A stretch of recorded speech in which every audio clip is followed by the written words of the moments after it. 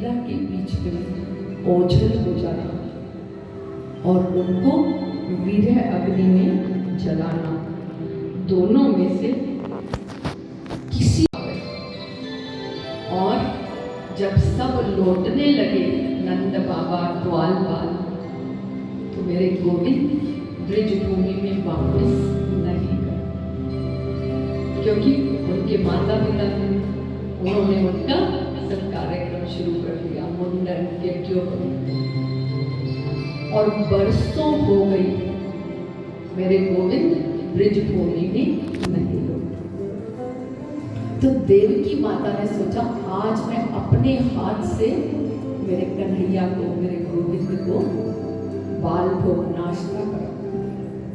पूरा थाल सजा करके उसमें माखन मिश्री बीच में सजाया कि मैंने सुना है मेरे कान्हा को माखन मिश्री बहुत पसंद। देवकी मैया थाल सजा के जैसे ही द्वारकाधीश मेरे गोविंद के महल के द्वार पर पहुंचे, देखते ही मेरे गोविंद रोने लगे, हिलकियों से रोने लगे, जोर जोर से। देवकी मैया घबरा गई, मुझसे क्या गलती हो गई, मुझसे क्या हो गई।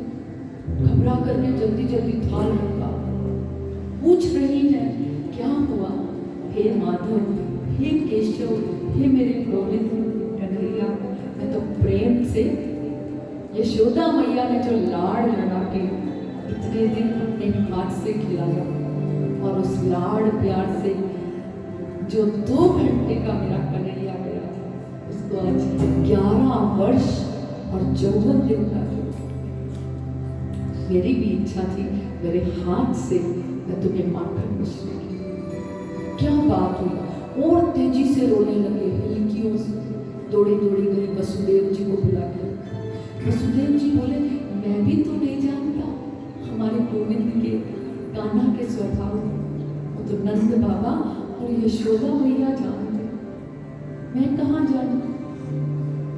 अब उद्धव जी आ रहे थे, उनके मंत्री और प्रिय मित्र। उद्धव जी को वसुदेव जी ने कहा जल्दी जाओ और कन्हैया से, केशव से पूछो कि वो किस कारण से रो रहे हैं, हमसे क्या अपराध हुआ, क्या गलती।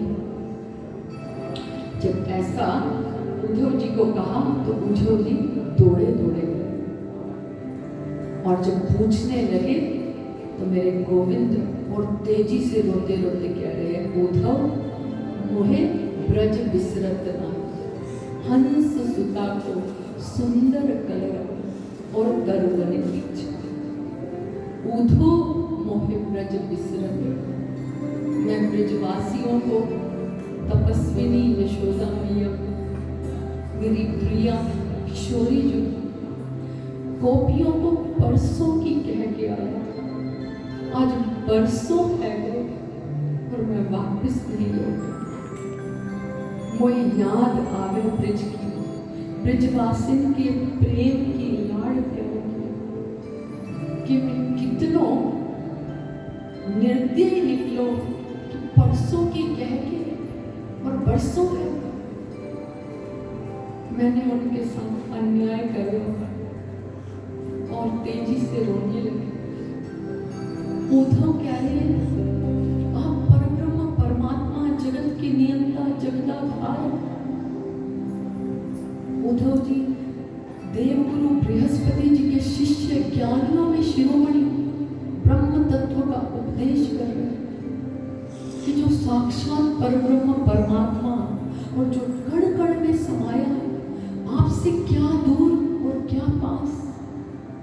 आप इस कह रही है, एक गोपी कह रही है मैंने रात सपनों देखा, कन्हैया आए और मेरे बछड़ा को खोल के, जब बछड़ा को लेके जा रहे तो मैं दौड़ी, और दौड़ करके जैसे ही मैंने कन्हैया को पकड़ो त्यों ही मेरी नींद खुल गई। दूसरी गोपी बोली कि मेरी माखन की मटकी से माखन लेकर के कन्हैया भाग रहे हो, दौड़ लगा रहे, गरम तपती बालू पर और मैं कह रही कोई बात नहीं लाला, तेने माखन ही तो लियो, तू इतने तपती धूप में मत भाग, माँ धाओ, कोई बात नहीं, तेरे कोमल कोमल जो चरण है वो तपती बालू से जल जाएंगे। और मैं दौड़ी पीछे पीछे, और दौड़ करके जैसे ही कन्हैया को पकड़े वैसे ही मेरी नींद। तीसरी गोपी कह रही मैं पनघट पे गई और जैसे ही मैंने गागर भरी, मेरे पास 3 गागर थे, मैं कैसे उचाऊं, और याद कर रही थी कन्हैया आए हुए, मेरी गागर उचाई, सिर पे उचाई, हाथ में हो गई, और बात करते करते कन्हैया मीठी मीठी बात करते करते मेरे साथ आए गए। और जैसे ही घर के नजदीक पहुंची, मैंने सोची मैं गागर रख के कन्हैया को लाड़ करूंगी, कुछ खाए को। जैसे ही मैंने सपने में गागर रखी, देखो तो कन्हैया है। चौथी कह रही वंशी वट पे कन्हैया वंशी बजाए रहे, और मैं कह रही संध्या समय वंशी मत बजाया। तो कन्हैया कह रहे क्यों? बोले संध्या समय भोजन बनाने को समय हो, और जब हम चूल्हे में लकड़ी जलावे, रोटी बनाए हुए को, और तुम वंशी बजाए दो, तो वो जो लकड़ी है वो हमें से पानी रिसने लगे, जड़ चैतन्य है जाए। वो बोले अगर मैं वंशी बजाऊंगा तो भोजन प्रसाद और भी मीठो है जाए। बोले मीठो खट्टो तो कुआ भाड़ में गयो, बने ही ना, चूल्हो ही भुज जाए, लकड़ी गीली रह जाए, वंशी वादन सुन। ऐसे कह रही कन्हैया से, सुनते सुनते मैंने जानी कि कन्हैया को मैं बुलाऊं और कछु लाड़ करूं। इतने में तो नींद भूल गई। गोपियां अपने सपने की लीलाएं बता रही। एक गोपी बोली राधा रानी आप भी कछु बताए दे, आपने भी कोई सपनों देखियो हो, कोई लीला। तो क्या कह रहे, जा दिन से मेरे प्राणनाथ गए, वह दिन से आज तक नींद ही नहीं आ रही, मेरी बैरन निद्रा आई नहीं, तो सपनों आ गए वो कहां? और जब सपनों ही नहीं आए तो मैं बताऊं कैसे? उद्धव जी को चक्कर खा जाती है, मति बोरा जाती है। कितने वर्षों हो गए और नींद ही नहीं आई। इतने में एक भंवरा उड़ता हुआ आता है और प्रिया जी और गोपियों के चरणों में घूमता है। तो जब भंवरा घूमता है तो गोपियां कहती हैं देखो ये कृष्ण का दूत है, जैसे कन्हैया गारे हैं वैसे ही यह भी गारो है, जैसे वह कपटी है वैसे यो भूरा भी कपटी है, और देखो स्त्रैण है इसलिए इसकी भी मूंछे लाल है। कन्हैया क्या बिगाड़ा था राजा बाली ने कि उनको छुपके मार दिया? उन्होंने प्रेम किया इसलिए। राजा बलि ने क्या बिगाड़ा? वामन रूप में दान में 3 पग पृथ्वी में 14 भुवन तीनों लोक नापे। क्या सूर्पणखा ने बिगाड़ा था? प्रेम किया तो नाक और कान कटवाने। राजा हरिश्चंद्र ने प्रेम किया, सत्य बोलने का नियम लिया, तो समय ऐसा आया कि पत्नी और पुत्र को बेचना था। पुत्र के दाह संस्कार के लिए कपड़ा और खिचड़ी मांगी। शिवी ने क्या बिगाड़ा था? इनसे प्रेम किया तो अपना मांस कतरा कतरा करके उतार दे। राजा मोरध्वज ने प्रेम किया तो बेटे को आरे से कटवाना, और हमने प्रेम किया तो हमारी क्या दशा हो? इस विरह की अग्नि में हर पल हम जल के मल पड़े और मरते हुए भी प्राण नहीं मिले। इनको थोड़ा तो सोचना चाहिए कि इनके प्रति जो प्रेम करता है, प्रेम के बदले कुछ प्रेम तो करे। ऐसी आपस में बात कर रहे हैं। थोड़ा कहता है ऐसा मत करो। बोले तू भी कपटी और तेरा स्वामी भी कपटी। बोले ऐसी बात नहीं। तो कैसा भ्रमर गीत गाते हैं वो सुनेंगे। करना है तो अब जो उनकी सखियां हैं, जो उनकी ब्रिज लीला को नहीं जानती, उनके सामने जाकर के गुणगान करो, उनकी चापलूसी करो। हमने तो जो देखा, हमने जो अनुभव किया है, जब ऐसा वार्तालाप सुना तो उद्धव जी भी हिम्मत करके आकर के दूर से कि मैं तो आपको प्रणाम किया, आपकी चरण रज को भी प्रणाम करने के योग्य नहीं। परंतु परब्रह्म परमात्मा निर्गुण निराकार और कण कण में व्याप्त है, इसलिए उनकी उपासना करो, उनकी पूजा करो। तो क्या कह रही हैं गोपियां? गोपियां कह रही है उठो मन न होते 10-20, एक हुतो सो गयो श्याम संग को आराधे ईश। एक मन था जो श्याम सुंदर के साथ चला गया, अब कौन से मन से हम ईश्वर की, ब्रह्म की आराधना करें, ये बताओ। तुम तो सखा श्याम सुंदर के, तुम तो श्याम सुंदर के सखा हो और योग साधना करते थे। हमारे पास तो एक ही मन था, 10-20 नहीं थे, और वो मन भी चला गया श्याम सुंदर के साथ।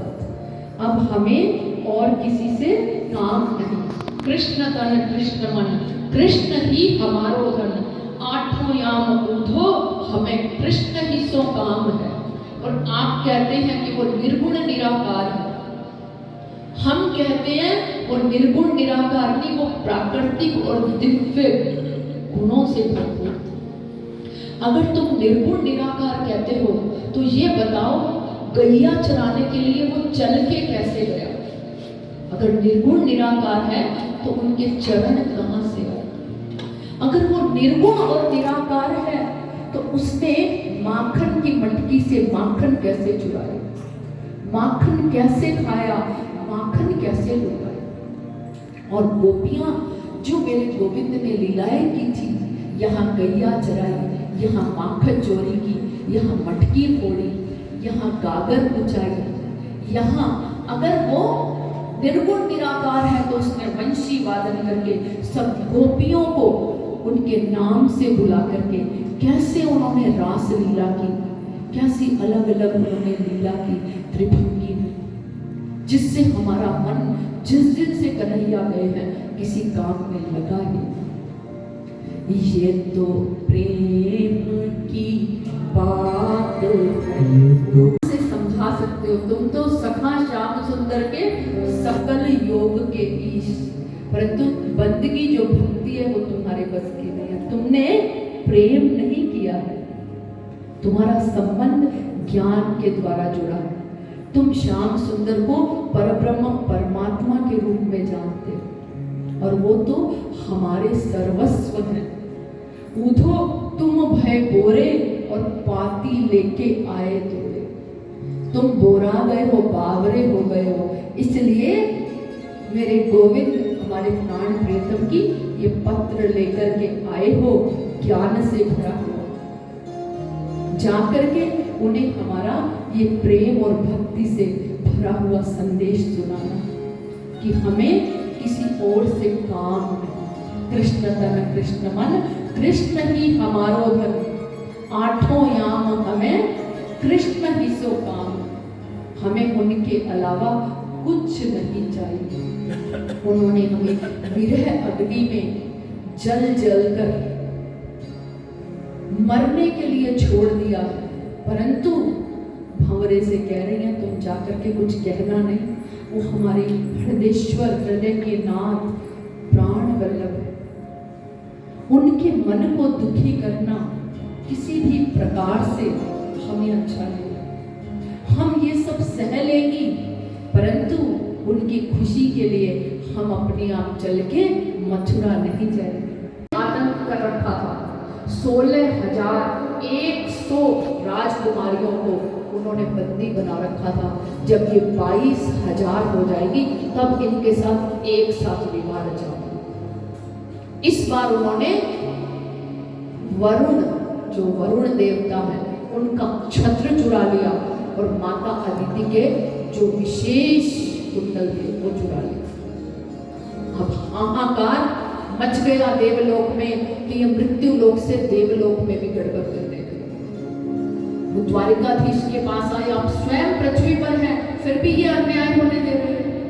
तो एक बार पृथ्वी माता ने जब भविष्यवाणी सुनी कि तुम्हारे पुत्र भौमासुर को नारायण स्वयं मारेंगे, तो पृथ्वी माता जाकर के प्रार्थना करती है कि ज्योतिषी ऐसा कह रहे हैं, आप मुझसे वादा करो आप मेरे पुत्र को नहीं मारेंगे। बोले एक ही वादा कर सकता हूँ, जब तक आप नहीं कहोगी तब तक मैं तुम्हारे पुत्र को नहीं मारूंगा, आपकी आज्ञा से मारूंगा। वो खुश हो गई, मैं क्यों कहूंगी।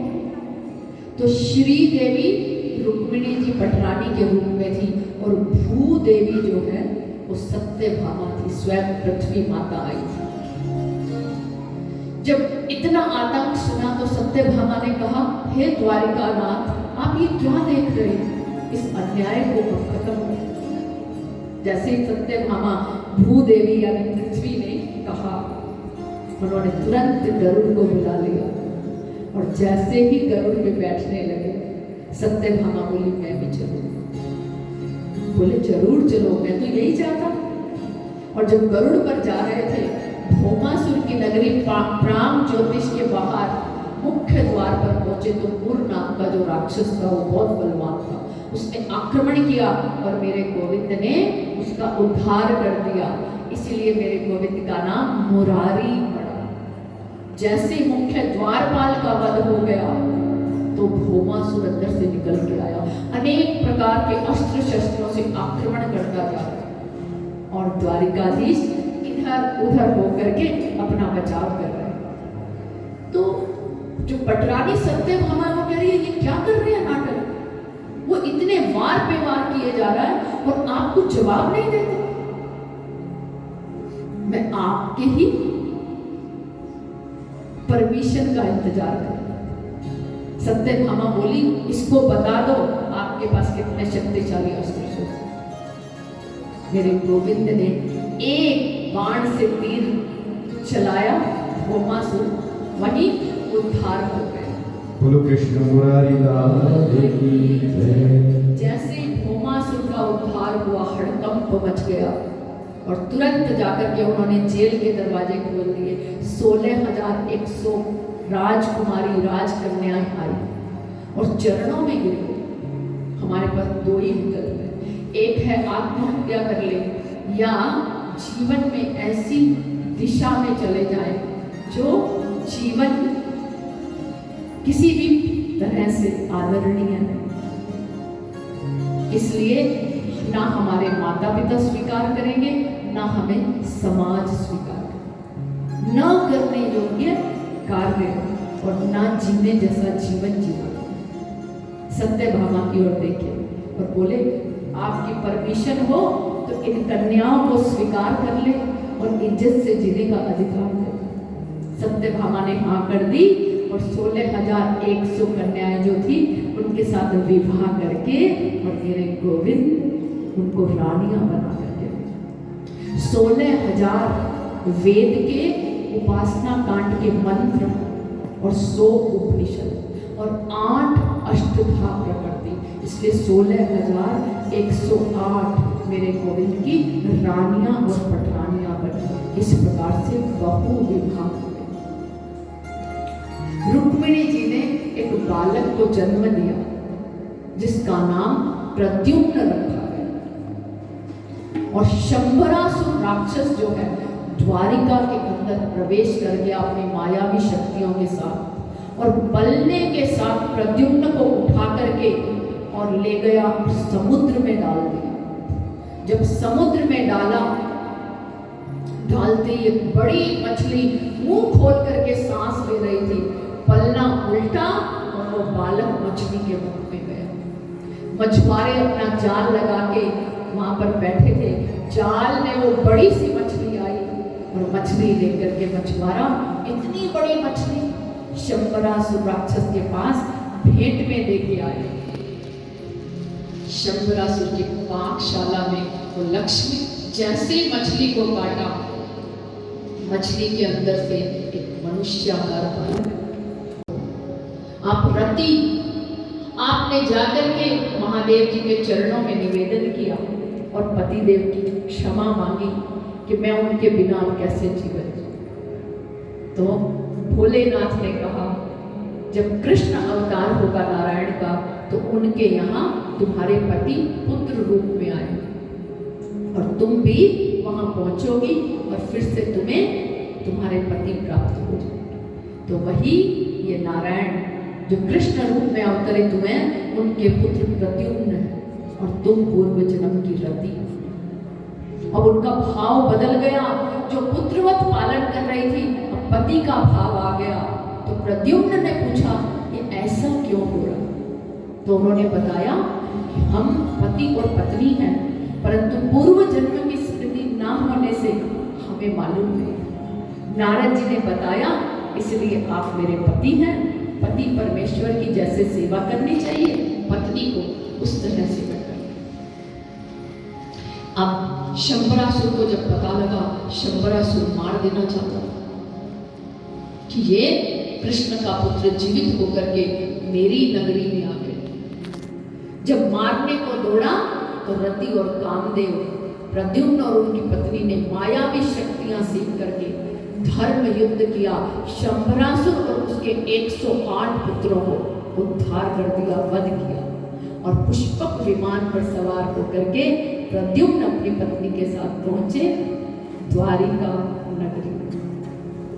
जैसे पहुंचे रुक्मिणी मैया बोली मेरा भी पुत्र होता तो आज इतना ही बड़ा। द्वारकाधीश ने कहा होता नहीं, ये वही तुम्हारा पुत्र है जो कुछ दिनों का गया था, आज विवाह करके हो। रुक्मिणी मैया प्रसन्न हो गई। प्रद्युम्न और उनकी पत्नी को स्वागत किया और राजघराने में उपस्थित